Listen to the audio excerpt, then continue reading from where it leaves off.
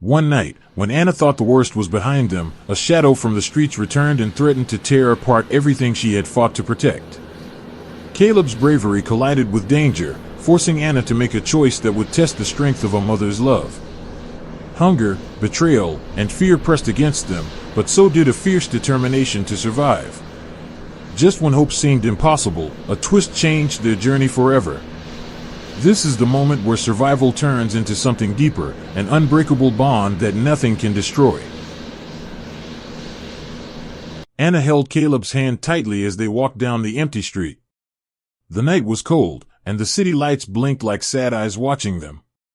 Caleb, only 15, carried a worn-out backpack filled with all they had left, 2 shirts, some bread, and an old photo of their family before everything broke apart. Anna's heart ached, but she forced a smile. "We'll be fine," she whispered, though her voice trembled. They had lost their home after the divorce. The rent was too high, and Anna's job at the cafe didn't pay enough. Some nights they slept on park benches, other nights inside a bus stop when it rained. Caleb wanted to be strong for his mother, but sometimes his tears fell in silence when she wasn't looking. Still, there was something unbroken in them, the bond they shared. It kept them walking forward, step by step, into the unknown. The next morning, Anna and Caleb went to a shelter, but the line was long. Families stood shivering, waiting for a bed. When it was finally their turn, the woman at the desk shook her head. "We're full. Try again tomorrow." Anna felt her knees weaken, but Caleb grabbed her arm. "Mom, let's not give up. We'll find somewhere." They wandered to an abandoned building nearby. The roof leaked, and rats scurried across the floor, but it was better than the cold street. Anna tucked her son under her jacket and whispered stories to distract him from the sound of thunder outside. Caleb listened closely, his eyes wide. The stories gave him hope, painting pictures of brighter days. But in the corner of the building, footsteps echoed. Someone else was there. A shadow moved. Caleb froze, gripping his mother's arm. Was this place safe, or were they in danger? The figure stepped closer, and Anna's breath caught. A tall man with tired eyes stood before them.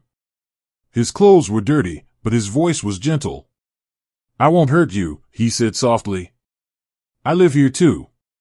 His name was Mark, a man who had once lost everything, just like them. Anna didn't know if she could trust him. Caleb stared at the stranger, ready to run if things went wrong. Mark offered them half of his food, a small loaf of bread. Hunger won over fear, and Anna accepted. They ate together in silence, the storm outside beating hard against the walls. Later that night, Anna overheard Mark coughing badly, his body weak. Caleb whispered, "Mom, maybe he needs us too." For the first time, they realized they weren't the only ones fighting to survive. Even in brokenness, kindness could still be shared. The days grew harder. Anna tried to get more work, cleaning houses and washing dishes. But money slipped away fast, and sometimes she had to choose between food for Caleb or for herself. She always gave the bigger share to her son, even when her stomach ached from hunger. One evening, Caleb didn't come back from looking for water. Panic filled Anna's chest. She ran through the streets, calling his name. The sky grew dark, and the city's noises felt like cruel whispers. Then she heard a shout. A group of boys had cornered Caleb, mocking him, trying to steal his backpack. Anna rushed forward, her fear turning into strength. She pulled Caleb away and stood like a shield before him. The boys laughed but finally left. Caleb held his mother tightly. "I thought I'd lose you," he said, his voice shaking. Anna kissed his forehead. "As long as I'm breathing, you'll never lose me." One morning, Anna received news. The cafe where she worked part-time needed a full worker. It was a chance, small, but real. With tears in her eyes, she took Caleb's hand. "This is it. We can start again." They moved into a tiny room above the cafe. It was small, with cracked walls and an old mattress, but it was theirs. Caleb helped clean the place, humming softly as if music had returned to his heart.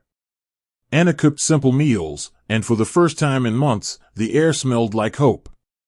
On their first night there, Anna sat beside Caleb. "We've walked through shadows," she said, "but look, we're still standing." Caleb smiled, his eyes glowing. "Because we never let go of each other."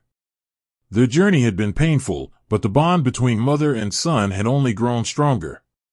They had lost everything, but together, they had found their way back to life.